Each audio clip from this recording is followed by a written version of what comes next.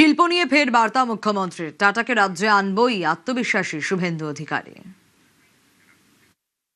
Specific Singur এবং tata, প্রথমত বলি টাটাকে এখানে আনবো আমরা, এবং সিঙ্গুরে যে জমি সেই জমি সরকারের হাতে এখন নেই। বিগত সরকার তার মালিকানা ওখানকার কৃষকদের দিয়ে দিয়েছে, যারা ওই জমিতে না সর্ষের চাষ করতে পারছেন, না আলু ফলাতে পারছেন, না ধান করতে পারছেন, না মাছ চাষ করতে পারছেন। ওই মাটির সঙ্গে টাটার রড সিমেন্ট সবকিছু মিশে রয়েছে। ওই মাটির নেচারই চেঞ্জ হয়ে গেছে।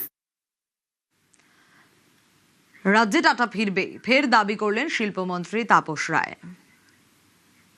মাননীয় মুখ্যমন্ত্রী বলেছেন টাটা ফিরবেই, আমিও বলছি টাটা ফিরবেই, টাটাকে আনা হবেই, টাটা আসবেই। টাটা এমনই একটা হাউস এবং তাদের এত ইন্ডাস্ট্রি রয়েছে, আইটি সেক্টর, টিসিএস, সেটাও তো এক্সপান্ড করতে পারে। টাটা এখানে এলে পশ্চিমবাংলা এবং ভারতবর্ষে যারা গুটিয়ে নিয়ে চলে গেছিল 6,688, মানে যাবো করছিল, এবং বিদেশ থেকে বহু শিল্পপতি ইন্ডাস্ট্রিয়ালিস্ট তারা বিনিয়োগ করবেন, লগ্নি করবেন পশ্চিমবাংলায়।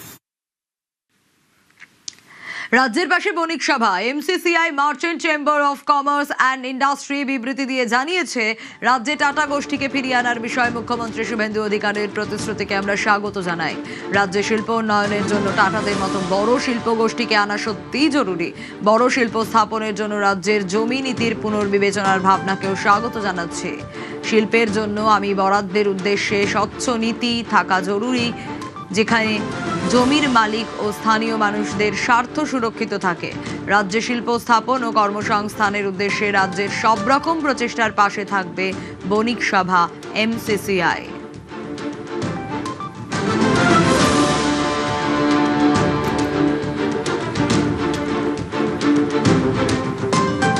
মুখ্যমন্ত্রীর উদ্যোগকে স্বাগত জানিয়েছে বণিক সভা, বেঙ্গল চেম্বার অফ কমার্স।